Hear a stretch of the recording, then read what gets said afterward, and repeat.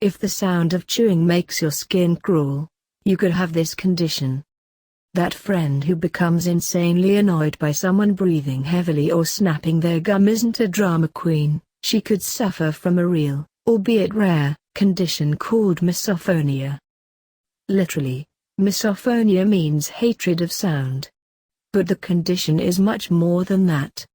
Misophonia is a selective sensitivity in which certain sounds that occur from another person or environmentally cause incredible distress, says Eric Storch, Ph.D., a University of South Florida child and adolescent psychologist and clinical director of Rogers Behavioral Health in Tampa Bay.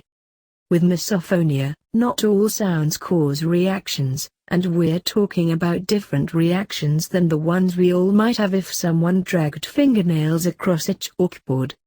People with the condition can suffer from side effects ranging from getting super stressed, anxious, or upset, to feeling angry, seriously frustrated, or disgusted by a noise. How someone feels varies in intensity from person to person.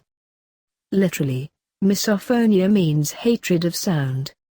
Trigger sounds also vary, notes Storch, but these usually tend to be chewing, breathing loudly, someone blowing their nose, coughing, or almost any other bodily noise, he says. Someone shaking their foot or pants swishing together can also set someone off. So why can these sounds push so many buttons? The jury's still out, but Storch says that it could come down to the fact that some people simply have a more intense biological sensitivity to certain sounds. And those who experience side effects may end up trying to avoid their triggers, which can worsen the problem. Think about it. If you avoid something in your life that's distressing, that may work in the short term, but in the long run it backfires. You may start to pass on obligations or social situations you'd normally take part in, which takes an even bigger toll on well-being, says Storch. Another bummer, in general, people who you know may bother you more than a stranger, says Storch. This may be because we're simply around friends and family more, he explains. Trigger sounds include chewing, breathing loudly, and someone blowing their nose.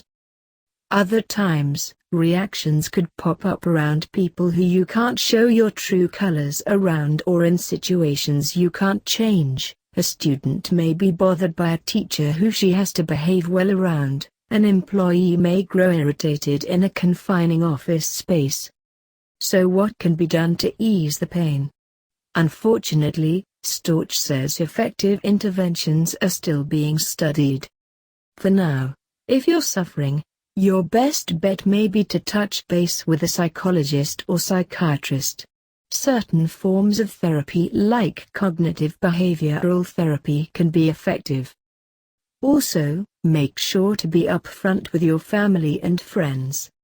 Many people don't know much about misophonia. It's not classified as a disorder in the DSM-V, the Psychiatric Bible, though some experts believe it should be. So simply bringing awareness to the condition, and making those around you aware that snapping gum isn't just a pet peeve but part of something larger, will help people become more sensitive to your needs.